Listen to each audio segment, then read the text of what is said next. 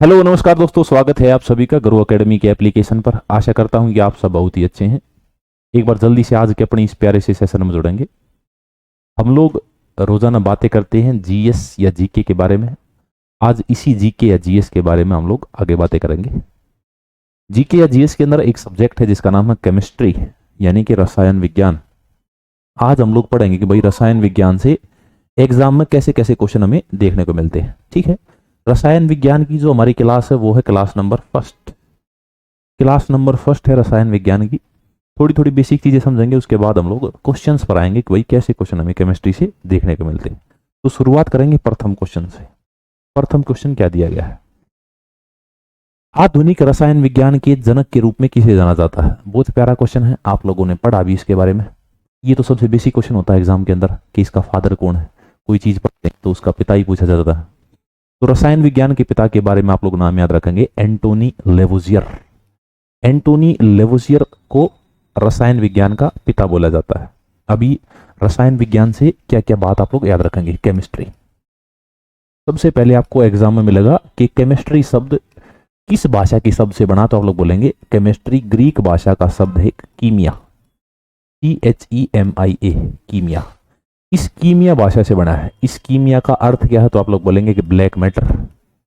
Black matter यानी कि काला पत्थर या काला पदार्थ। ब्लैक मैटर या काला पदार्थ। इस काला पदार्थ नामक शब्द से क्या बना है? केमिस्ट्री, रसायन। अब इसी केमिस्ट्री के अंदर और बात क्या याद रखेंगे? एंटोनी लेवोजियर क्या भाई? एंटोनी लेवोजियर रसायन विज्ञान के पिता है। क्यों? क्योंकि इन्होंने एक बुक लिखी। बुक का नाम क्या है? तत्वों का वर्गीकरण। तत्वों का वर्गीकरण या क्लासिफिकेशन ऑफ एलिमेंट्स। तत्वों का वर्गीकरण बुक किसके द्वारा लिखी गई है? तो आप लोग बोलेंगे इसको एंटोनी लेवोजियर के द्वारा लिखा गया है। इसके द्वारा इस बुक में 55 तत्वों की जानकारी दी गई है। 55 एलिमेंट्स की जानकारी हमें मिलती है। कहां से? तो आप लोग बोलेंगे क्लासिफिकेशन ऑफ एलिमेंट्स नामक बुक से।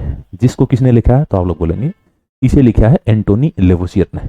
अभी अगर मैं बात करूं केमिस्ट्री की, तो केमिस्ट्री को हम लोग कितने भागों में बांट कर पढ़ेंगे? तो आप लोग बोलेंगे केमिस्ट्री को 3 भागों में बांट कर पढ़ेंगे हम लोग। केमिस्ट्री को 3 भागों में, यानी रसायन विज्ञान को मैं आपको 3 भागों के अंदर बांट कर आप लोग पढ़ेंगे। 3 भाग कौन कौन से भाई? एक तो ऑर्गेनिक केमिस्ट्री, ऑर्गेनिक केमिस्ट्री। एक पढ़ेंगे इनऑर्गेनिक केमिस्ट्री, इनऑर्गेनिक केमिस्ट्री। और तीसरी पढ़ेंगे आप लोग फिजिकल केमिस्ट्री, जो आपके डेली लाइफ से संबंधित है। ठीक है, फिजिकल लाइफ केमिस्ट्री। आप लोग इस 3 भागों में केमिस्ट्री को बांट सकते हैं, ऑर्गेनिक, इनऑर्गेनिक और फिजिकल केमिस्ट्री। इनको हम लोग क्लास में आज में पढ़ने वाले हैं। आगे बढ़ते हैं। नेक्स्ट, हाइड्रोजन की खोज किसने की? बहुत प्यारा क्वेश्चन है। हेनरी कैवेंडिश, जॉर्ज केलो, सैमुअल कोल्ट, WC रोंगटन। ये रोंटजन है, इसने एक्सरे खोज की थी, लेकिन हम लोग आंसर याद रखेंगे हेनरी कैवेंडिश। हेनरी कैवेंडिश ने किसी खोज की थी? हाइड्रोजन ने। लेकिन हाइड्रोजन का नामकरण किसके द्वारा किया गया? हाइड्रोजन को नाम हाइड्रोजन किसके द्वारा दिया गया? तो आप लोग बोलेंगे एंटोनी लेवोजियर के द्वारा। एंटोनी लेवोजियर, एंटोनी लेवोजियर के द्वारा ये नाम दिया गया। इसी कारण इस एंटोनी लेवोजियर को केमिस्ट्री का पिता बोलते हैं। आप मैक्सिमम खोजें अलग अलग आदमियों के द्वारा पढ़ेंगे, लेकिन एट द एंड आपको नामकरण पढ़ना है तो आप लोग एंटोनी लेवोजियर की बात करेंगे। अभी 2 शब्द पढ़ते हैं। एक तो शब्द पढ़ते हैं आप लोग कंपाउंड, कंपाउंड। और एक शब्द पढ़ेंगे कंपोजिशन, कंपोजिशन। कंपाउंड क्या था भाई? जब दो तत्वों को फिक्स रेशो में मिलाया जाता है, फिक्स रेशो में मिलाया जाता है, तो वो क्या बनता है? तो आप लोग बोलेंगे वो कंपाउंड बनता है, मिलाया जाता है। इसके बाद आप लोग याद रखेंगे जब दो तत्वों को अलग अलग रेशो में मिलाया जाता है, अलग अलग रेशो में मिलाया जाता है, अलग अलग रेशो में मिलाया जाता है, तो वो क्या कहलाता है? तो आप लोग बोलेंगे जब मिलाया जाता है वो कहलाता है कंपोजिशन। ठीक है, एग्जाम्पल, मैंने 2 चीज मिलाई 1-1 के रेशो में, तो वो क्या है? कंपाउंड। मैंने 2 चीज मिलाई 3-2 के रेशो में, तो वो क्या है? कंपोजिशन, संघटक। ये 2 बातें आप लोग याद रखेंगे, केमिस्ट्री में आगे आपके काम आएंगी। आगे बढ़ते हैं नेक्स्ट क्वेश्चन पे। ऑक्सीजन की खोज किसने की? बहुत प्यारा सा क्वेश्चन है। ऑक्सीजन की खोज किसने की? तो आप लोग बोलेंगे जोसेफ प्रिस्टले ने। जोसेफ प्रिस्टले के द्वारा ऑक्सीजन की खोज की गई थी। इस ऑक्सीजन का नामकरण किसने किया? नामकरण, तो यदि आपसे नामकरण पूछेगा तो आप लोग नाम देंगे एंटोनी लेवोजियर। एंटोनी लेवोजियर। इसी कारण एंटोनी लेवोजियर को क्या बोलते हैं? तो आप लोग बोलेंगे रसायन विज्ञान का पिता या फादर ऑफ केमिस्ट्री। अभी आप लोग ऑक्सीजन के बारे में बात कर रहे हैं, लेकिन मैं आपको क्या पढ़ाऊंगा? मैं आपको पढ़ाऊंगा केमिस्ट्री। केमिस्ट्री के अंदर आप लोग एक शब्द पढ़ेंगे जिसका नाम है एटम। एटम। अभी एटम से क्या डेफिनेशन आती है भाई? ब्रह्मांड की सबसे छोटी इकाई क्या कहलाती है? ब्रह्मांड की सबसे छोटी इकाई, सबसे छोटी इकाई क्या कहलाती है? तो आप लोग बोलेंगे ब्रह्मांड की सबसे छोटी इकाई एटम कहलाती है। अच्छा, मैं दो एटम को जोड़ दूं, दो एटम जोड़ दिए तो वे क्या बन जाएंगे? तो आप लोग बोलेंगे मोलिक्यूल। मोलिक्यूल यानी कि अणु बन जाएंगे। मोलिक्यूल यानी कि अणु। दो एटम को मिला दिया, दो या दो से अधिक एटम को मिला दिया तो वो क्या बन गया? तो आप लोग बोलेंगे मोलिक्यूल बन गया। लेकिन मैं आपको बोलूं कि भाई दो अणु मिला दिए, दो या दो से अधिक अणु मिला दिए तो वो क्या बनेंगे? तो आप लोग बोलेंगे दो या दो से अधिक अणु बना दिए तो वो पदार्थ बनेंगे, यानी कि मैटर बन जाएगा। हम लोग एक शब्द पढ़ते हैं एटम, ठीक है। एटम क्या है? ब्रह्मांड की सबसे छोटी यूनिट एटम कहलाती है। मैं दो एटम को जोड़ता हूं तो क्या बन जाता है? अणु बन जाता है, मोलिक्यूल बन जाता है। लेकिन मैंने यदि दो अणुओं को जोड़ दिया तो क्या बन गया? पदार्थ। अब ये पदार्थ क्या होता है भाई? पदार्थ वो होता है जो स्थान घेरता है, जो स्थान घेरता है, यानी किसी क्षेत्र में स्थान घेरता है, वो क्या कहलाता है? तो आप लोग बोलेंगे वो मैटर कहलाता है, पदार्थ कहलाता है। फिर जिसका अपना द्रव्यमान हो, जिसका अपना द्रव्यमान हो, द्रव्यमान यानी कि मास, वो क्या कहलाएगा? तो वो मैटर कहलाएगा। जो जड़त्व के नियम का पालन करता है, जो जड़त्व के नियम का पालन करता है वो क्या कहलाएगा? जो जड़त्व के नियम का पालन करे वो क्या है? तो आप लोग बोलेंगे वही मैटर यानी कि पदार्थ कहलाएगा। मेरी बात समझेंगे आप लोग? ब्रह्मांड की सबसे छोटी यूनिट क्या है? तो आप लोग बोलेंगे सबसे छोटी यूनिट का नाम है एटम। यदि मैंने दो एटम जोड़ दिए या दो से अधिक एटम जोड़ दिए तो वो क्या बनेंगे? मोलिक्यूल। दो मोलिक्यूल को जोड़ दिया तो वो क्या बनेंगे? तो आप लोग बोलेंगे मैटर यानी कि पदार्थ बनेगा, ठीक है। Smallest universe, smallest unit of universe atom, बिल्कुल भाई, ठीक है सुमित, आगे बढ़ते हैं। निम्नलिखित में से सबसे भारी गैस कौन सी है? देख, एक शब्द है जिसका नाम है वायुमंडल। वायुमंडल। वायुमंडल क्या भाई? वायुमंडल के बारे में आप लोग बोलेंगे वायुमंडल है हवाओं का मिश्रण या गैसों का मिश्रण। गैसों का मिश्रण क्या कहलाता है? गैसों का मिश्रण, गैसों का मिश्रण क्या कहलाता है? तो आप लोग बोलेंगे गैसों का मिश्रण वायुमंडल कहलाता है। वायुमंडल में बहुत सारी हवाएं हैं, बहुत सारी गैस हैं, और उन्हीं गैसों के मिश्रण से क्या बना भाई? वायुमंडल बना है। अभी पूछा गया है कि भाई निम्नलिखित में से सबसे भारी गैस कौन सी है? अकॉर्डिंग टू दिस आंसर देंगे रेडोन, ठीक है। ये ब्रह्मांड की सबसे भारी गैस, ब्रह्मांड की सबसे भारी गैस। लेकिन मैं आपसे बोलूं कि वायुमंडल की सबसे भारी गैस कौन सी है? वायुमंडल की सबसे भारी गैस कौन सी है? सबसे भारी गैस, तो आप लोग क्या आंसर देंगे? तो आप लोग आंसर देंगे रेडोन, सॉरी, तो आप देंगे आंसर आर्गन। क्या मेरी बात आप समझ पाए? यदि आपसे पूछा गया है कि ब्रह्मांड की सबसे भारी गैस कौन सी है तो आप लोग रेडोन आंसर देंगे, यहां पर आप लोग आर्गन देंगे, ठीक है। अभी आर्गन देंगे, दो शब्द पढ़ेंगे, एक शब्द पढ़ेंगे इनेल, एक शब्द पढ़ेंगे एक्सेल। ऐसे समझेंगे आप लोग सारी की सारी गैसों को। देखो, मैं सांस को अंदर लेता हूं, बहुत सारी गैस क्या है हमारे शरीर के अंदर जाती है। मैं सांस को एक्सेल करता हूं, मैं सांस छोड़ता हूं तो बहुत सारी गैस बाहर निकलती है। यही तो कॉन्सेप्ट काम करता है।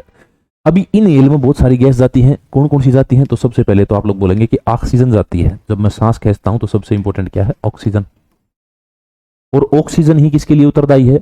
ऑक्सीजन ही जलाने के लिए उत्तरदायी है। कोई चीज तब जलेगी जब ऑक्सीजन होगी, ठीक है। ऑक्सीजन के बाद और कौन सी गैस है? तो मैं नाइट्रोजन अब सांस में लेता हूं, नाइट्रोजन। और कौन सी लेता हूं? तो आप लोग बोलेंगे इनहेल करता हूं मैं कार्बन डाइऑक्साइड को, कार्बन डाइऑक्साइड।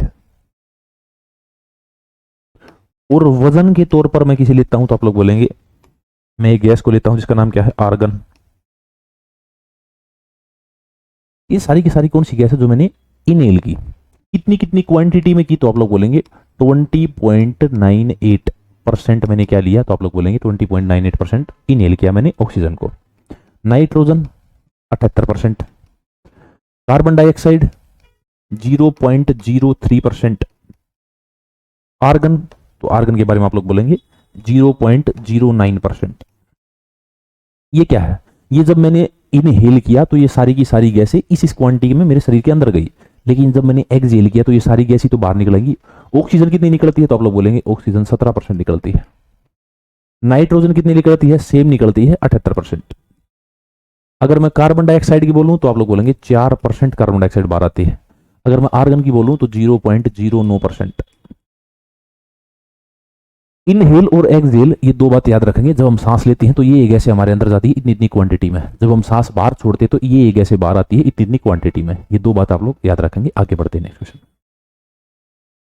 जब दो परमाणु एक अणु बनाने के लिए आपस में संयोजित होते हैं तो क्या होता है, ऊर्जा मुक्त होती है, ऊर्जा न तो मुक्त होती है और न ही आवेशित होती है, ऊर्जा अवशोषित होती है, ऊर्जा या तो मुक्त हो सकती है या अवशोषित हो सकती है। एनर्जी से कनेक्टिविटी बना दी इसकी, परमाणु की और अणु की। एक शब्द है परमाणु और एक शब्द है अणु,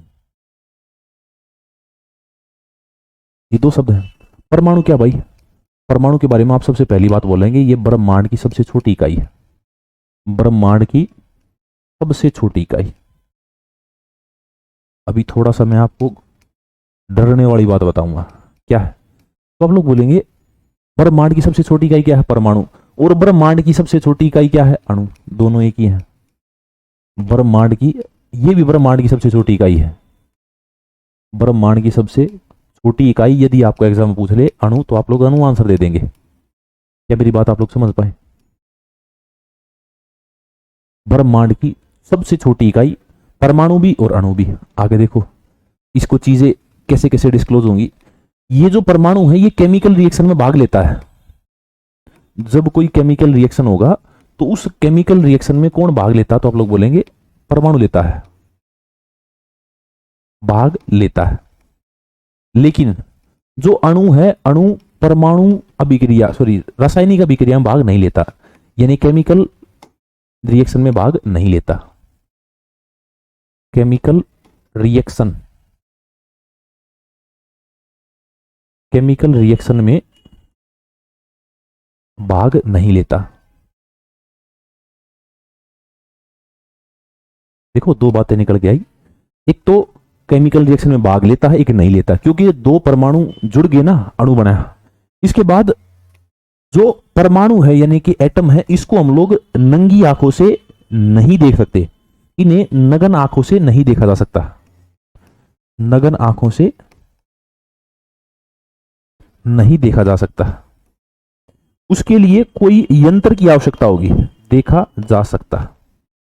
इसके लिए किसी न किसी यंत्र की आवश्यकता होगी जिसके माध्यम से हम इसे देख सकें, ठीक है। लेकिन जो अणु है, अणुओं को क्या भाई, अणुओं को हम लोग नग्न आंखों से देख सकते हैं, नग्न आंखों से देख सकते हैं, नग्न आंखों से देख सकते हैं। ये बात आप लोग याद रखेंगे। और जब दो परमाणु एक अणु बनने के लिए आपस में संयोजित होंगे तो ऊर्जा मुक्त होगी, यानी एनर्जी रिलीज्ड, एनर्जी रिलीज होगी, ठीक है। मैंने बताया था ब्रह्मांड में एनर्जी फिक्स है, लेकिन एनर्जी एक साधन से दूसरे साधन में चेंज हो सकती है, एक एनर्जी से दूसरी एनर्जी में चेंज हो सकती है। ये बातें मैं आपको बता चुका हूं। आगे बढ़ते हैं। पदार्थ की कितनी अवस्थाएं होती है, मैटर। अब तक हमने बात की एटम की, मॉलिक्यूल की, अब बात करेंगे पदार्थ। पदार्थ की कितनी अवस्थाएं होती हैं, स्टेट्स ऑफ मैटर, पदार्थ की अवस्थाएं।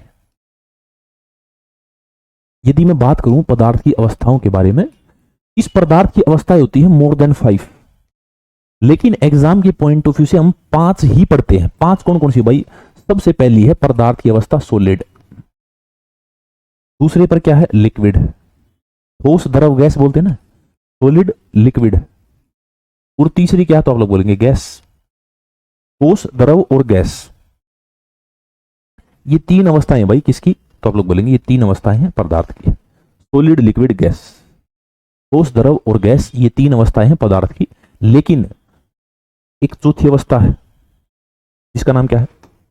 प्लाज्मा। एक पांचवी अवस्था है जिसका नाम क्या है? BEC, Bose Einstein.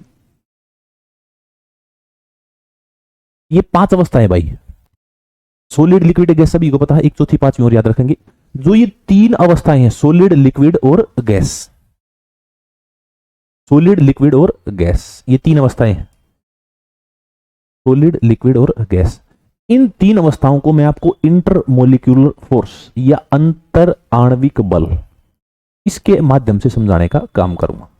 अंतर आणविक बल के माध्यम से मैं आपको समझाने का काम करूंगा सॉलिड, लिक्विड, गैस। लेकिन प्लाज्मा और बीसी, इसको कैसे समझेंगे? तो ये फिजिकल स्टेट में उपलब्ध नहीं होती, फिजिकल स्टेट में उपलब्ध नहीं होती, इनको बनाना पड़ता है। फिजिकल स्टेट में नहीं होती, इनको बनाना पड़ता है। बनाते कैसे हैं? जैसे मैं बात करूं प्लाज्मा की, प्लाज्मा कैसे बनेगा? प्लाज्मा जो पदार्थ की अवस्था है, इसको कैसे बनाया जाता है? तो एक परखनली या एक ट्यूब ले लेते हैं। एक ट्यूब के अंदर, एक ट्यूब में गैस भरी जाती है। गैस कौन सी भरोगे?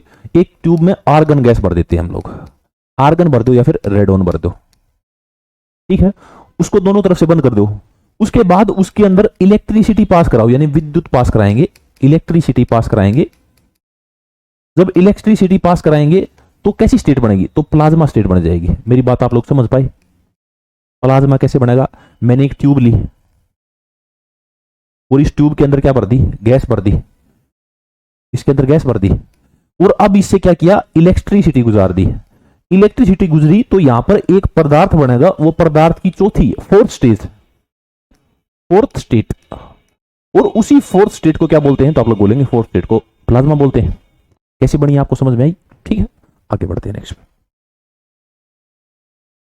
Bose Einstein condensate is a पदार्थ की ठोस अवस्था, पदार्थ की पांचवी अवस्था, प्लाज्मा, संघनित पदार्थ की अवस्था। बहुत इंपॉर्टेंट क्वेश्चन है। देखो पहले तो याद रखेंगे, दो नाम है, एक तो बोस, एक आइंस्टाइन। ये कौन कौन भाई? एक तो हमारे वाला है सत्येंद्रनाथ बोस, कल एक बताया था मैंने आपको, एक आज बता रहा हूं बोस, सत्येंद्रनाथ बोस के बारे में। एक बात करेंगे हम लोग आइंस्टाइन, यानी अल्बर्ट आइंस्टाइन।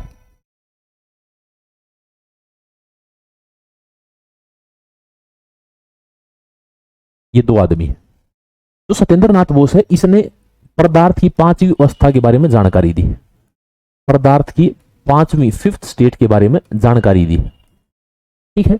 लेकिन इसने क्या किया? इस फिफ्थ स्टेट के लिए थ्योरी दी। थ्योरी किसके द्वारा प्रस्तुत की गई? तो आप लोग बोलेंगे थ्योरी दी गई अल्बर्ट आइंस्टाइन के द्वारा। इसीलिए इसको नाम दे दिया बोस आइंस्टाइन कंडेंसेट। अब समझे बीएससी क्यों बोला गया? क्यों? क्योंकि जो सत्येंद्रनाथ बोस है, इसने पदार्थ की फिफ्थ स्टेट के बारे में जानकारी दी, लेकिन अल्बर्ट आइंस्टाइन ने इसके बारे में थ्योरी दी। अब आंसर यहां से निकल जाएगा कि बोस आइंस्टाइन कंडेंसेट क्या है भाई? पदार्थ की फिफ्थ स्टेट या पदार्थ की पांचवी अवस्था। अब और क्या बात याद रखेंगे? ये कैसे बनती है? देखो, एक तो होता है super cold state, super cold state. ये क्या होता है भाई? Super cold state. तो -1000 डिग्री टेम्परेचर क्या होता है? Super cold state. फिर मैं आपसे बोलूं super hot state, super hot state ये क्या होता है? तो 1000 डिग्री सेल्सियस पर सुपर हॉट स्टेट होता है, ठीक है। ये तो बात होगी भाई सुपर कोल्ड स्टेट और सुपर हॉट स्टेट। अब मैं किसी तत्व को या किसी पदार्थ को, किसी पदार्थ या किसी तत्व को एक सेकंड के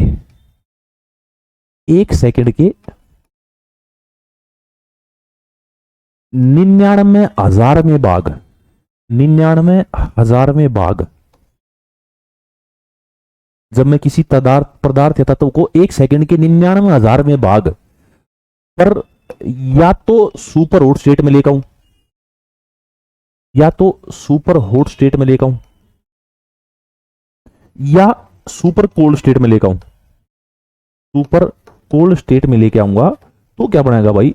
तो में लाएं तो क्या बनाएगा? तो फिफ्थ स्टेज ऑफ या मैटर की पांचवी अवस्था बनेगी, फिफ्थ स्टेट। क्या मेरी बात समझ पाई? अगर हमें मैटर की, पदार्थ की पांचवी अवस्था बनानी है तो क्या करना पड़ेगा? किसी तत्व या पदार्थ को 1 सेकंड के 99,000वें भाग में या तो उसे सुपर कोल्ड स्टेट में ले जाओ या सुपर हॉट स्टेट में ले जाओ, तो वो पदार्थ की पांचवी अवस्था बन जाएगा। ठीक है, इसे बनाया कहा जा सकता भाई? तो इसे कृत्रिम रूप से नहीं बनाया जा सकता। कृत्रिम रूप से बनाया जा सकता है। कहां बनाया जाएगा? तो आप लोग बोलेंगे इसको प्रयोगशाला में बनाया जाएगा, लेबोरेटरी में। केवल प्रयोगशाला में इसे हम बना सकते हैं। इसे प्राकृतिक रूप से नहीं बनाया जा सकता भाई, प्रकृति में ये मौजूद नहीं है। ठीक है, बोस आइंस्टाइन कंडेंसेट, ये बात आप लोग याद रखेंगे। आगे बढ़ते हैं। पदार्थ के बारे में निम्नलिखित में से कौन सा कथन गलत है?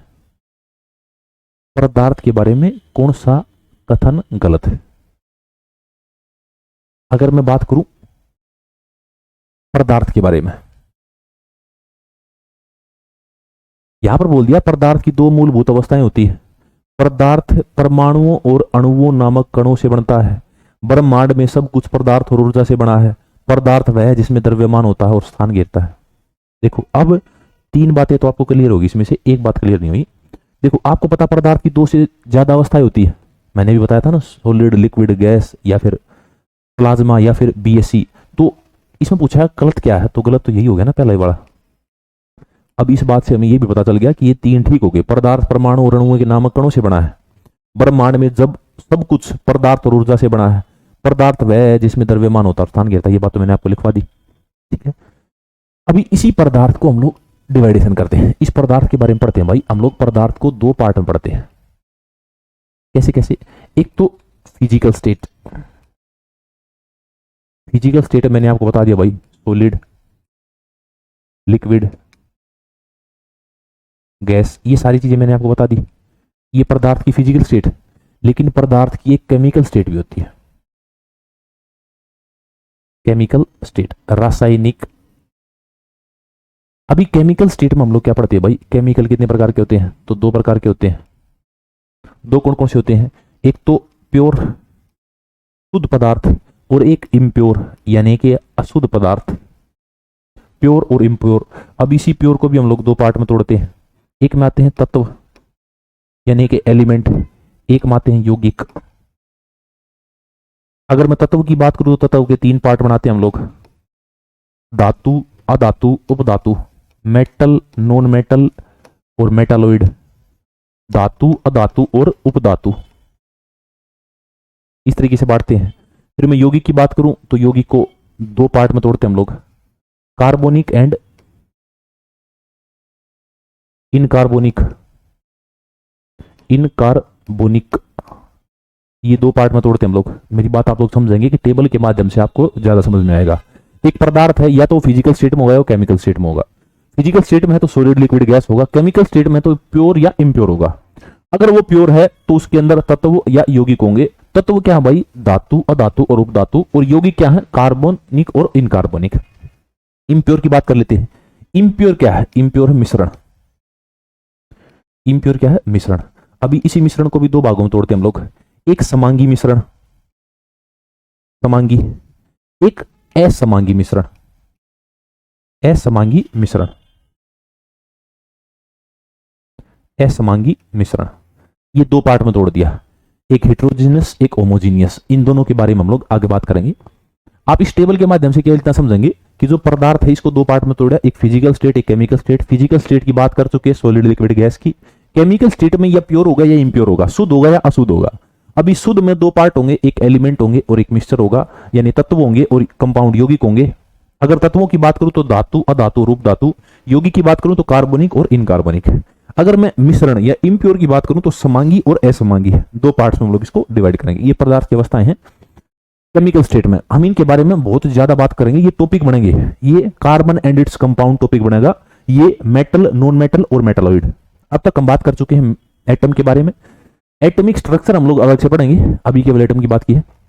हमने मैटर के बारे में बात की, पदार्थ की 5 अवस्थाओं के बारे में बात की। हम फिर बात करेंगे पीरियोडिक टेबल की, लेकिन उसके बाद हम लोग मेटल, नॉन मेटल या मेटालॉइड पढ़ेंगे। इसके बाद मैं आपको कार्बन एंड इट्स कंपाउंड पढ़ाऊंगा, वो भी इसी का पार्ट। ठीक है, ये समांगी और असमांगी मैं अभी बता दूं। आगे बढ़ते हैं। इलेक्ट्रॉन की खोज किसने की? बहुत प्यारा question. J Thomson, James Chadwick, E Rutherford, Goldstein. 4 आदमी हैं। इलेक्ट्रॉन, प्रोटॉन और न्यूट्रॉन। एटम में क्या क्या होता है? एक एटम है, इसके अंदर क्या क्या होता है?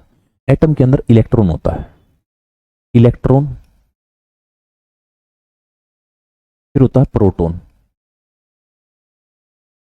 और फिर होता है न्यूट्रॉन। ये 3 बात आप लोग याद रखेंगे। एटम के अंदर क्या क्या होता है? एक इलेक्ट्रॉन, एक प्रोटॉन और एक न्यूट्रॉन। ठीक है, कुछ बातें समझेंगे। जैसे अभी जिस पदार्थ के अंदर, ये एटम ही तो मॉलिक्यूल बनेगा, मॉलिक्यूल ही पदार्थ बनेगा, मैटर बनेगा। जिस पदार्थ के अंदर जिस पदार्थ में, जिस तत्व में जितनी इलेक्ट्रॉन है, number of electron, number of electron क्या कहलाता है? नंबर ऑफ इलेक्ट्रॉन क्या कहलाएगा? तो आप लोग बोलेंगे नंबर ऑफ इलेक्ट्रॉन कहलाएगा परमाणु संख्या। परमाणु संख्या, क्योंकि आप आराम आराम से पीरियोडिक टेबल पढ़ेंगे, आवर्त सारणी। जब आवर्त सारणी आएगी तो या तो आप किसी एलिमेंट को एटॉमिक नंबर से जानेंगे या एटॉमिक मास से जानेंगे। किसी पदार्थ के अंदर, किसी तत्व के अंदर कितने इलेक्ट्रॉन हैं, वही उसका मतलब है परमाणु संख्या। हाइड्रोजन पहले पे है, हाइड्रोजन का एटॉमिक नंबर 1। हीलियम के बारे में बात करेंगे तो उसके अंदर इलेक्ट्रॉन की संख्या 1 है, इसीलिए उसको क्या बोलेंगे? परमाणु संख्या, एटॉमिक नंबर। अभी अगर मैं प्रोटॉन और न्यूट्रॉन इन दोनों को जोड़ दूं, प्रोटॉन प्लस न्यूट्रॉन, इन दोनों को जोड़ दिया तो क्या कहलाएगा भाई? तो आएगा परमाणु द्रव्यमान। परमाणु द्रव्यमान। ये 2 बात आप लोग याद रखेंगे। नंबर ऑफ इलेक्ट्रॉन परमाणु संख्या, प्रोटॉन प्लस न्यूट्रॉन परमाणु द्रव्यमान। आप किसी भी तत्व को, किसी भी एलिमेंट को इसी के माध्यम से पहचान सकेंगे कि उसके अंदर नंबर ऑफ इलेक्ट्रॉन कितने हैं। ठीक है, नंबर ऑफ इलेक्ट्रॉन में निकालने सिखा दूं आपको। एक फॉर्मूला याद रखेंगे, छोटा सा फॉर्मूला है 2n स्क्वायर। 2n स्क्वायर कितना प्यारा फॉर्मूला है, इसके माध्यम से मैं आपको सिखा दूंगा। अभी बात करेंगे इलेक्ट्रॉन की। इलेक्ट्रॉन की खोज किसने करी? तो आप लोग बोलेंगे जे थॉमसन ने। इसका नामकरण किसने किया? तो रदरफोर्ड। रदरफोर्ड नेमिंग की थी रदरफोर्ड ने। इसने क्या किया? नामकरण किया है। हम लोग रदरफोर्ड को बार बार बात करेंगे। अभी इलेक्ट्रॉन के बारे में एक बात और याद रखेंगे, इलेक्ट्रॉन में धनात्मक आवेश होते हैं, धनात्मक आवेश। इसमें ऋणात्मक आवेश होते हैं, ऋणात्मक आवेश। इसके अंदर उदासीन आवेश होते हैं, उदासीन आवेश, न्यूट्रल। धनात्मक, ऋणात्मक और उदासीन, ये 3 आवेश भी याद रखेंगे आप लोग इलेक्ट्रॉन, प्रोटॉन और न्यूट्रॉन के अंदर। आगे बढ़ते हैं नेक्स्ट क्वेश्चन पे। नेक्स्ट क्वेश्चन हमारा क्या कहता है? प्रोटॉन की खोज किसने की है? जे थॉमसन, ई Goldstein, James Chadwick, Rutherford. Proton. अभी इलेक्ट्रॉन के बारे में 4-5 बातें आपको क्लियर होगी होंगी। देखो, मैं आपको एक एटम दिखाता हूं। ये मैंने मान लिया ये एटम है। ये एटम का क्या है? ये है एटम का न्यूक्लियस। न्यूक्लियस, न्यूक्लियस यानी कि परमाणु का केंद्र। परमाणु का केंद्र। इसके अंदर क्या होता है भाई? तो आप लोग बोलेंगे इसके अंदर होता है प्रोटॉन और न्यूट्रॉन का संगम। प्रोटॉन प्लस न्यूट्रॉन, इसी को क्या बोलते हैं? तो इसी को बोलते हैं न्यूक्लिड। न्यूक्लिड बोलते हैं। ठीक है, ये क्या है? एटम। अभी इसी एटम की क्या होती है भाई? इस एटम की ऑर्बिट होती हैं। ऑर्बिट यानी कि कक्षाएं होती है। ये क्या है? ऑर्बिट्स यानी कि कक्षा। मेरी बात समझने की कोशिश करेंगे। ये क्या है? सेल। सेल यानी कि कक्षा। एक एटम की कक्षाएं होती हैं। इसके बारे में तो आपको पता चल गया भाई, ये क्या है? ये क्या है? न्यूक्लियस यानी परमाणु का केंद्र है। लेकिन ये बाहर बच गई। ये क्या कहलाती है? तो इनको नाम दे दिया KLMN। ठीक है, अभी मेरे को क्या निकालना है? मेरे को निकालना भाई कि जो ये KLMN है, इसके अंदर इलेक्ट्रॉन की संख्या कितनी है। ठीक है, तो मैंने बताया अगर मेरे को K के अंदर इलेक्ट्रॉन की संख्या निकालनी है तो K कितने पर है? 1 पर है। और फॉर्मूला मैंने पढ़ा है, नंबर कौन से नंबर पर है? पहले नंबर पे है। तो 2 1 का स्क्वायर क्या आएगा? 2 आंसर आएगा। 1 का स्क्वायर 1 1, 2 × 1 2, तो 2 आंसर हो जाएगा। अगर मैं निकालू L की, एल के अंदर फॉर्मूला क्या है 2, ये कौन से नंबर पे है, दूसरे नंबर पे है, इसका स्केयर क्या होगा तो आप लोग बोलेंगे 2 दूनी 4, 4 दूनी 8, इस तरीके से। Number of electron in L तो आप लोग बोलेंगे 8, अगर मैं बोलूं एम, एम के अंदर नंबर ऑफ इलेक्ट्रॉन निकालो तो 2 है, 2 के बाद हम लोग 3 का स्क्वायर, 3 तिया 9 और 9 दूनी 18, ठीक है। ऐसे ही आपसे बोलेगा कि एन का निकालो भाई, एन का फॉर्मूला भी तो पता हमें, एन के अंदर न्यूट्रॉन की संख्या इलेक्ट्रॉन की संख्या निकालो तो 2 इंटू 4 का स्क्वायर कितना है, 4 चौक 16 और 16 दूनी 32। नंबर ऑफ न्यूट्रॉन अगर हमें निकालने हैं, नंबर ऑफ इलेक्ट्रॉन हमें निकालने हैं, तो हम लोग इस फॉर्मूले से जाएंगे नंबर ऑफ इलेक्ट्रॉन निकालने के लिए। क्या मेरी बात क्लियर है? और आप लोग बोलेंगे प्रोटॉन की खोज किसने करी थी तो आप लोग बोलेंगे ई गोल्डस्टीन ने करी थी। ई गोल्डस्टीन ने किसकी खोज की थी तो आप लोग बोलेंगे प्रोटॉन की खोज की थी। आगे बढ़ते हैं और बातें समझेंगे लोग। न्यूट्रॉन की खोज किसने की, बहुत प्यारा क्वेश्चन। न्यूट्रॉन, इलेक्ट्रॉन और प्रोटॉन से आपको चीजें क्लियर हो गई होंगी। न्यूट्रॉन की खोज किसने की तो आप लोग बोलेंगे जेम्स चैडविक ने की थी, जेम्स चैडविक।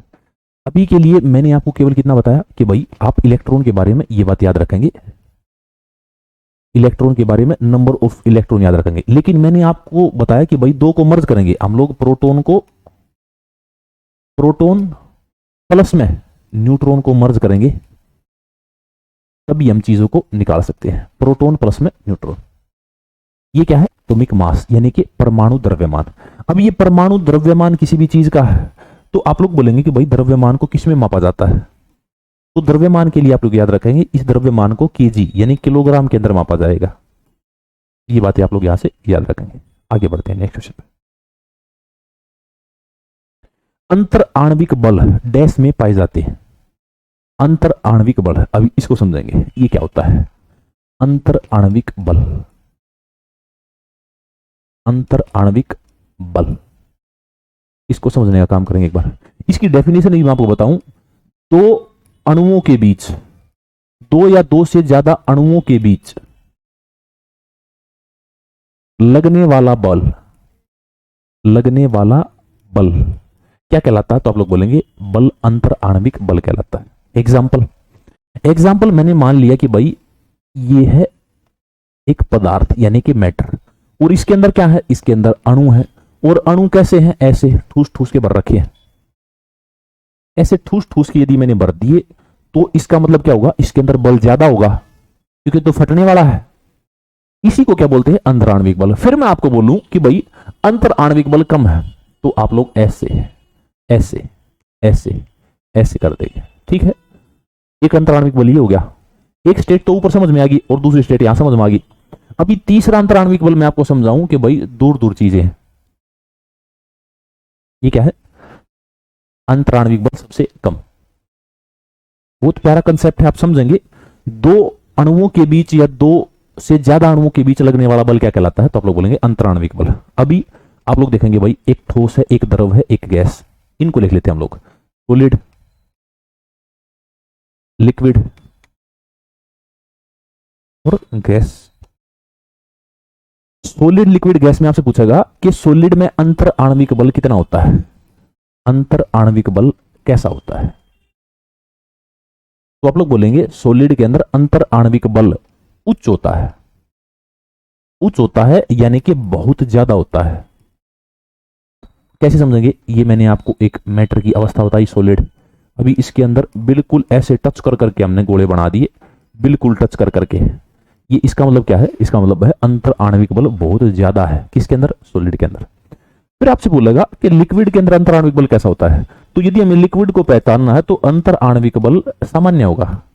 अंतर आणविक बल, इंटरमोलिक्यूलर फोर्स, अंतर आणविक बल क्या होगा, सामान्य होगा, सामान्य होगा। कैसे पता चलेगा, एक मैंने पदार्थ स्टेज बनाई, पदार्थ की अवस्था जिसको क्या बोलते हैं लिक्विड। अभी इसके अंदर ऐसे ऐसे मैंने आपको गोले बता दिए। जब ऐसे ऐसे मैंने आपको गोले बता दिए तो आप लोग क्या बोलेंगे कि भाई इसके अंदर अंतर आणविक बल सामान्य है। गैस का कैसे पता लगाओगे, जब अंतर आणविक बल, अंतर आणविक बल निम्न हो, अंतर आणविक बल निम्न हो तो वो कौन सी स्टेज कहलाएगी, निम्न हो तो वो गैस कहलाएगी। कैसे समझेंगे? ये मैंने आपको एक पदार्थ बताया, इसके अंदर यहां है, यहां है, यहां है, यहां है, फिर यहां है, ऐसे ऐसे अणु हैं, तो इसके अंदर क्या है? निम्न अंतराणविक बल है। मेरी बात आपको क्लियर होगी। ये आप लोग किसके अंदर पढ़ते हैं? तो ठोस, द्रव और गैस, अंतराणविक बल, intermolecular force, solid, liquid, gas के अंदर। आगे बढ़ते हैं। किसी तत्व को एक कार्बनिक यौगिक के रूप में वर्गीकृत करने के लिए उसमें निम्नलिखित में से किस तत्व का उपस्थित होना आवश्यक है? तत्व का पता करना में, तो वो किसे पता करेंगे? ठीक है, तो आप लोग बोलेंगे उसका पता करेंगे हम लोग कार्बन से।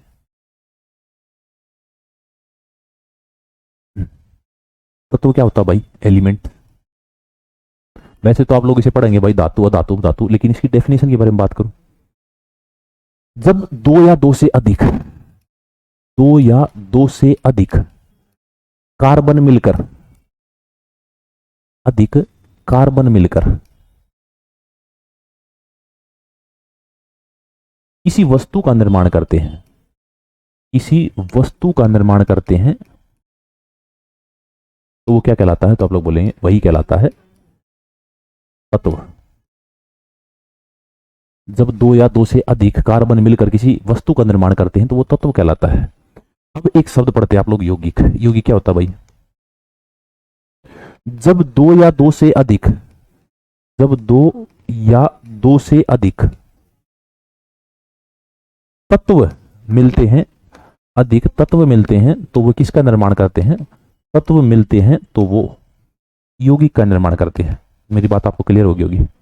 किसी भी वस्तु के बारे में हमें पता चलाना है कि भाई देखो, अभी एक शब्द है यौगिक। इस यौगिक को हम लोग क्या करते हैं? यौगिक को दो पार्ट में डिवाइड करते हैं। यौगिक को दो पार्ट में डिवाइड करते हैं, एक कार्बोनिक, कार्बोनिक और एक इनकार्बोनिक, कार्बोनिक और इनकार्बोनिक। ये दो पार्ट में पढ़ते हैं हम लोग, कार्बोनिक और इनकार्बोनिक। ये पहली वाली स्टेज है और ये दूसरे वाली स्टेज है। कार्बोनिक के बारे में क्या बात याद रखेंगे आप लोग? कार्बनिक पदार्थ क्या है? तो कार्बनिक पदार्थ वो पदार्थ है जिनके अंदर कार्बन की मात्रा ज्यादा है। कार्बन से पता चल रहा है ना, वे पदार्थ जिनमें कार्बन की मात्रा ज्यादा है, या वे तत्व जिनके अंदर, जिसमें कार्बन की मात्रा ज्यादा है, कार्बन की मात्रा ज्यादा है, या फिर कार्बन है उसके अंदर, मात्रा ज्यादा है। इनकार्बोनिक क्या होते हैं भाई? अकार्बनिक। इनकार्बोनिक के बारे में आप लोग याद रखेंगे, अकार्बनिक, इसके अंदर पदार्थ की मात्रा नहीं होती, या जिसके अंदर पदार्थ में, जिस पदार्थ में कार्बन उपस्थित नहीं होता, कार्बन उपस्थित नहीं होता, वो क्या कहलाता है? तो आप लोग बोलेंगे वो कहलाता है अकार्बनिक। ठीक है, अकार्बनिक यौगिक। आगे बढ़ते हैं नेक्स्ट क्वेश्चन पे। निम्नलिखित में से कौन समांगी मिश्रण का उदाहरण है? मिश्रण की बात कर रहे थे भाई हम लोग। मैंने आपको बताया था कि भाई जब हम पदार्थ को केमिकल यानी रासायनिक आधार पर पढ़ते हैं, तो रासायनिक आधार पर ये कितने प्रकार का है? तो आप लोग बोलेंगे रासायनिक आधार पर ये दो प्रकार का है। या तो होगा ये शुद्ध, शुद्ध यानी कि प्योर, या होगा ये अशुद्ध यानी कि इम्प्योर। अभी जब अशुद्ध होगा तो क्यों होगा? तो आप लोग बोलेंगे अशुद्ध होगा तो क्योंकि इसके अंदर मिश्रण होता है। मिश्रण होता है। मिश्रण कितने प्रकार के? तो मैंने बताया, एक होमोजीनियस है, एक हेटेरोजीनियस है, एक समांगी मिश्रण है, समांगी मिश्रण, और एक असमांगी मिश्रण है, असमांगी मिश्रण। ये दो प्रकार का मिश्रण है, समांगी मिश्रण और असमांगी मिश्रण। क्या मेरी बात आप समझ पाए? मैंने आपको तेजीज बताई थी किसकी? तो आप लोग बोलेंगे physical state of matter and chemical state of matter. जब मैंने केमिकल स्टेट बताई आपको, रासायनिक अवस्था बताई, तो उसके अंदर मैंने आपको बताया था रसायन भी दो तरीके से दिखेगा आपको, शुद्ध और अशुद्ध। फिर मैंने शुद्ध को तोड़ा, वही तत्व के बारे में बताया, यौगिक के बारे में बताया। अभी अशुद्ध के बारे में बात करते हैं। इसके अंदर हम लोग मिश्रण है तो तभी तो अशुद्ध है। मिश्रण दो प्रकार का, समांगी मिश्रण है, समांगी मिश्रण। समांगी मिश्रण क्या होता है? समांगी मिश्रण जब एक वस्तु में दूसरी वस्तु मिलाई गई, दूसरी वस्तु मिलाई गई, मिलाने के बाद और उसे अलग करने की कोशिश करें, अलग नहीं किया जा सकता, अलग नहीं किया जा सकता, वो क्या कहलाएगा? तो आप लोग बोलेंगे नहीं किया जा सकता, वो कहलाएगा समांगी मिश्रण। बहुत प्यारा क्वेश्चन है। एग्जाम्पल कैसे समझेंगे? यहां पर एग्जाम्पल देख लो। समांगी मिश्रण का उदाहरण क्या है? तेल और जल। यदि मैंने तेल और जल को इकट्ठा किया तो मैं उसको अलग कर सकता हूं। जल में चीनी मिला दी तो जल में से चीनी को मैं कैसे अलग कर दूंगा भाई? होगी नहीं, वो तो पिघल चुकी है, वो तो तरल अवस्था में आ गई है, द्रव अवस्था में हो चुकी है। तो आप लोग इसका आंसर क्या लगाएंगे? Sugar in water. ये किसका एक उदाहरण है भाई? तो आप लोग बोलेंगे ये एग्जांपल है समांगी मिश्रण का। समांगी मिश्रण क्या है? जब किसी चीज में हमने दूसरी चीज मिलाई और उसे हम फिजिकली रूप पर अलग नहीं कर सकते तो वो क्या है? समांगी। अब बात करेंगे असमांगी मिश्रण क्या होता है भाई? असमांगी मिश्रण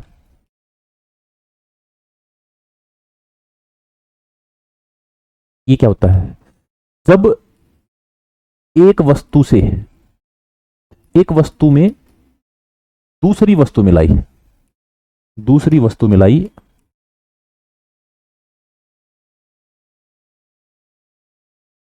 तथा हम उसे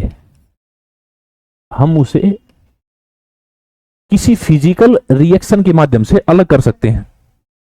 हम उसे किसी फिजिकल रिएक्शन के माध्यम से, किसी फिजिकल रिएक्शन के माध्यम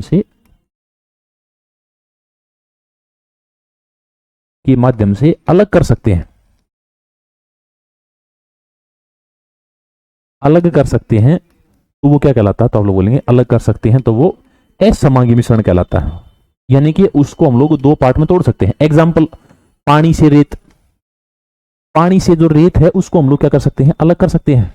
पानी से कंकड़, पानी से कंकड़ उसको भी क्या कर सकते हैं? अलग कर सकते हैं। ये किसके एग्जाम्पल हो गए? तो आप लोग बोलेंगे एग्जाम्पल हो गए भाई असमांगी मिश्रण के। मेरी बात आपको समझ में आई होगी। आगे बढ़ते हैं नेक्स्ट। आवर्त सारणी सबसे पहले किसके द्वारा दी गई? आवर्त सारणी यानी कि पीरियोडिक टेबल, बहुत इंपॉर्टेंट टॉपिक है। सबसे पहले किसके द्वारा दी गई? देखो, वैसे तो मैं आवर्त सारणी को बहुत ज्यादा पढ़ाऊंगा आपको, लेकिन यहां पर आप लोग आंसर देंगे दिमित्री मेंडलीव। लेकिन इसके लिए पहली बार प्रयास किसने किया? डोबर्नियर। दूसरी बार प्रयास किसने किया? हेनरी मोजले। तीसरी बार प्रयास किसने किया? न्यूलैंड ने। चौथी बार प्रयास किसने किया? तो नील बोहर। ऐसे बहुत सारे अनेकों आदमी हैं, उनके बारे में मैं आपको बता दूंगा। लेकिन यहां पर आपसे क्वेश्चन पूछेगा आधुनिक आवर्त सारणी का जनक, तो आप लोग क्या बोलेंगे? Dmitri Mendeleev. आधुनिक आवर्त सारणी का जनक, आवर्त सारणी का जनक, father of modern periodic table. तो आप लोग क्या आंसर देंगे? Dmitri Mendeleev. इसने क्या किया था? इसने एक टेबल बनाई। टेबल कैसे बनाई? ऐसे टेबल बनाई भाई, थोड़ा सा समझने की कोशिश करना। ऐसे, फिर उसको ऐसे लेके गया, फिर उसको ऐसे ले गया और फिर उसको ऐसे लिया। कुछ कुछ ऐसी इसने पीरियोडिक टेबल बनाई है, ठीक है। लेकिन इसने जो पीरियोडिक टेबल बनाई, जैसे यहां पर है, यहां पर इसने किसे रखा? तो आप लोग बोलेंगे इसे रखा इसने हाइड्रोजन को। हाइड्रोजन बहुत सारी चीजों में एक अपवाद है। यहां पर किसे रखा? तो आप लोग बोलेंगे यहां पर रखा हीलियम को। इसी कारण हम लोग पढ़ते हैं हाइड्रोजन का एटॉमिक नंबर कितना है। एटॉमिक नंबर मैं आपको बता चुका हूं भाई। एटॉमिक नंबर क्या होता है? तो आप लोग बोलेंगे पता भाई। एटॉमिक नंबर क्या है? एक। नंबर ऑफ इलेक्ट्रॉन हाइड्रोजन में। अगर मैं बोलूं इसका एटॉमिक मास कितना है, एटॉमिक मास यानी कि परमाणु द्रव्यमान, तो भी आप लोग क्या आंसर देंगे? तो इसका आंसर देंगे आप लोग एक। ये बात हम लोग कर चुके हैं। अभी इसने क्या किया? इसने बताया कि भाई जब आगे चल के जो ये पीरियोडिक टेबल है इसके अंदर कोई और चीज ऐड करनी है तो उसके लिए मैं स्थान छोड़ देता हूं, उसी को बोला गया। इसने 4 स्थान खाली छोड़ दिए थे नए तत्वों के लिए। नए तत्वों के लिए पहली बार ऐसा हुआ कि भाई नए तत्वों के लिए 4 स्थान क्या कर दिए गए? खाली छोड़ दिए गए। किसने छोड़े थे? तो आप लोग बोलेंगे खाली छोड़े थे दिमित्री मेंडलीव ने, ठीक है, खाली छोड़े थे। आगे बढ़ते हैं हम लोग, आगे समझाता हूं आगे। त्रिक का नियम इसके द्वारा दिया गया। एक आदमी है जिसका नाम क्या है? जेडब्ल्यू डोबर्नियर। इस जेडब्ल्यू डोबर्नियर ने पहली बार आवर्त सारणी बनाने की कोशिश की थी। डोबर्नियर के बारे में लिखते हैं भाई, डोबर्नियर। इस डोबर्नियर ने जो तत्व बताए थे वे 12 से 15 थे। 12 से 15 तत्वों के बारे में इसने जानकारी दी थी। ठीक है, जब 12 से 15 तत्वों के बारे में जानकारी दी वो किसके माध्यम से दी, तो आप लोग बोलेंगे त्रिक सिद्धांत या त्रिक नियम। त्रिक सिद्धांत के माध्यम से इसने क्या बताया, ए प्लस सी बटे में 2 इजिकल टू बी। इस त्रिक के माध्यम से इसने सिद्धांत दिया। इसने क्या किया, इसने 3 ग्रुप बनाए, 3 ग्रुप और 5 एलिमेंट, 3 ग्रुप और 5 एलिमेंट। जब 3 ग्रुपों से 5 एलिमेंट गुणा करेंगे तो कितने निकलाए भाई, तो 15। 15 तत्वों के बारे में जानकारी दी, 5 ग्रुप बना दिए, उनके अंदर 3 क्या डाल दिए, तो 3 एलिमेंट डाल दिए, सॉरी 5 एलिमेंट डाल दिए 3 ग्रुपों में, तो क्या बन गया, तो वो 15 तत्व बन गए। इसने बनाए। इसने बताया कि यदि हम ए में एटॉमिक नंबर ऑफ सी को ऐड करेंगे, ए प्लस में atomic number of C, atomic number of C बटे में 2, तो क्या निकल का होगा, तो आप लोग बोलेंगे atomic number of B, atomic number of B निकल के आओगा। ठीक है, तो ये किसने दिया था, डोबर्नियर ने दिया था। त्रिक का सिद्धांत, ट्राइड्स बोल देते हैं, ट्रेड्स भी बोल देते हैं इसे, ट्रेड्स का नियम एक ही बात है, TRAITS, ये एक ही बात है, ट्रेड्स और ट्राइड का नियम। ठीक है, आगे बढ़ते हैं हम लोग नेक्स्ट क्वेश्चन। आधुनिक आवर्त सारणी का आविष्कार 1913 में किसके द्वारा किया गया, हेनरी मोजले, मेंडलीफ, अलेक्जेंडर न्यूलैंड और, अभी क्वेश्चन थोड़ा सा टिपिकल हो जाएगा भाई, थोड़ा समझने की कोशिश करेंगे, मैं आपको बताता हूं फिर क्या महकमा है। ठीक है, देखो यहां पर 2 आदमी मिल गया आपको, एक न्यूलैंड मिल गया और एक हेनरी मोजले मिल गया। तो ये जो न्यूलैंड है ना, इसने भी इसके ऊपर काम करा था, लेकिन इसने काम किया था अप्रैल 1913। इसने एक अष्टक सिद्धांत दिया था, और जो हेनरी मोजले है इसने काम किया था दिसंबर 1913। आधुनिक आवर्त सारणी का आविष्कार किसने किया, तो आप लोग बोलेंगे हेनरी मोजले। हेनरी मोजले ने आधुनिक आवर्त सारणी का आविष्कार किया था दिसंबर 1913 में। समझेंगे कैसे, इसने बताया कि भाई 63 तत्व होंगे, 63 तत्वों के बारे में जानकारी दे दी किसने, हेनरी मोजले ने। अभी कितने हैं, तो आप लोग बोलेंगे 118 तत्व टोटल है, 118 तत्व। अगर मैं बोलूं कुल की संख्या कितनी है, तो आप लोग बोलेंगे कुल की संख्या भाई 126 तत्व टोटल है, लेकिन 8 तत्व ऐसे हैं जिनकी प्रॉपर्टी किसी दूसरे तत्व से मैच होती है। 8 तत्व की प्रॉपर्टी है, 8 तत्व की प्रॉपर्टी दूसरे तत्व से मैच होती है, दूसरे किसी तत्व से मैच होती है, इसी कारण तत्व से मैच होती है, इसी कारण हम लोग क्या पढ़ते हैं, मैच होती है, तो हम लोग पढ़ते हैं कि भाई अब जो तत्व हैं वो तत्व कितने हैं, 118। टोटल 126 ज्ञात हैं, लेकिन उसमें से 8 की प्रॉपर्टी किसी के साथ टच हो जाती है, इसी कारण हम लोग टोटल 118 तत्व पढ़ते हैं। आगे बढ़ते हैं हम लोग, आगे समझाता हूं। न्यूलैंड के अष्टक नियम का पालन डैश तक किया गया है। देखो जो पीरियोडिक टेबल है ना, उसको आप लोग 2 पार्ट में पढ़ सकते हैं। एक एटॉमिक नंबर आएगा, एटॉमिक नंबर 82, एटॉमिक नंबर 82। ठीक है, एटॉमिक नंबर 82 क्या भाई, पीबी, पीबी यानी कि लेड। इससे ऊपर के सारे तत्व एलिमेंट पढ़ते हैं हम लोग, लेकिन इसके बाद सारे के सारे क्या पढ़ते हैं, इसके बाद हम लोग रेडियो एक्टिविटी पढ़ते हैं। Radio activity, activity, radio activity कैसे पढ़ते हैं, जैसे देखो मैंने अभी आपको एक टेबल बताई है, कुछ कुछ ऐसी थी, फिर इससे बाटा उसको ऐसे करके ऐसे बढ़ा दिया, ये थी एक टेबल। एक टेबल अलग से पढ़ेंगे आप लोग, ये टेबल किसकी होगी, ये टेबल होगी रेडियो एक्टिविटी की। लेकिन इससे पहले क्या किया गया था, इसके पहले भाई एक आदमी था जिसका नाम है न्यूलैंड। न्यूलैंड ने कैल्शियम तक इस अष्टक नियम का पालन किया था। अष्टक नियम का पालन कहां तक किया था, तो आप लोग बोलेंगे कैल्शियम तक थी। आगे बढ़ते हैं नेक्स्ट क्वेश्चन पे। आधुनिक आवर्त सारणी में क्षैतिज पंक्तियों को कहा जाता है, तो row are called, row are called, तो आप लोग बोलेंगे row are called periods, row are called periods. Up to down, up to down. कुछ ऐसे भी होंगे जो लेफ्ट टू राइट जाते हैं, लेफ्ट टू राइट।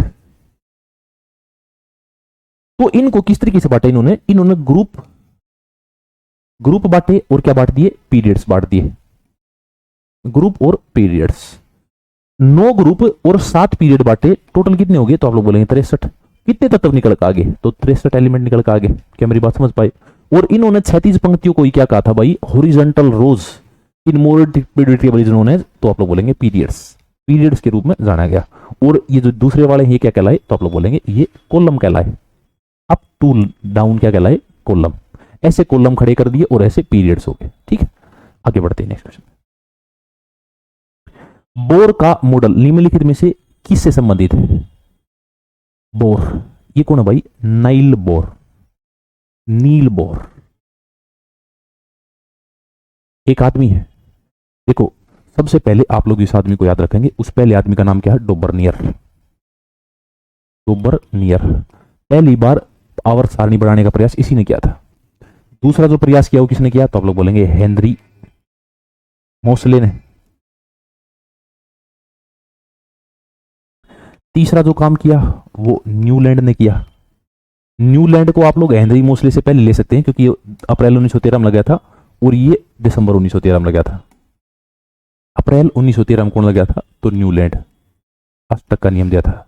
इसके बाद कौन आया, हेनरी मोसले, हेनरी मोसले। और इसके बाद कौन आया, तो आप लोग बोलेंगे इसके बाद आया था एक आदमी जिसका क्या नाम है, तो उस आदमी का नाम है दिमित्री मेंडलीफ या मेंडलीफ। और अंत में आपको एक आम आदमी दिखेगा, उसका नाम क्या है, नील बोहर, नील बोहर। ठीक है, ये सारे के सारे आदमी हैं। इस बोहर ने क्या किया था, ऊर्जा की क्वांटीकरण की अवधारणा दी थी भाई, concept of quantisation of energy. आगे बढ़ते हैं, आगे बढ़ते हैं, इतने क्वेश्चन थे। कोई नहीं भाई, कुछ बातें रहेगी अगली क्लास में करा दूंगा मैं। बोहर मॉडल, इसकी अगर मैं बात करूं तो इसने क्या किया था, इसने जो आवर्त सारणी है, आवर्त सारणी का रैखिक व्यवस्थीकरण किया था, रैखिक व्यवस्थीकरण।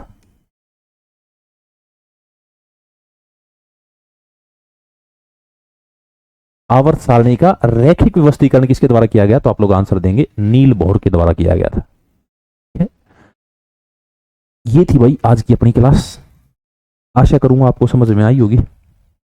ठीक है, केमिस्ट्री में आज हम लोगों ने मैटर के बारे में बात की, थोड़ी बहुत एटम के बारे में बात की है, थोड़ी बहुत पीरियोडिक टेबल के बारे में बात की है। ठीक है, फिर हम लोग एलिमेंट बात करेंगे, कार्बोनेट्स कंपाउंड बात करेंगे, एटॉमिक स्ट्रक्चर, केमिकल रिएक्शन के बारे में बात करेंगे। ठीक है, तो भाई ये थी आज की अपनी क्लास। एक बार जल्दी से कमेंट सेक्शन में बताएंगे कैसी लगी आज की क्लास, उसके बाद हम लोग क्लास को समाप्त करेंगे।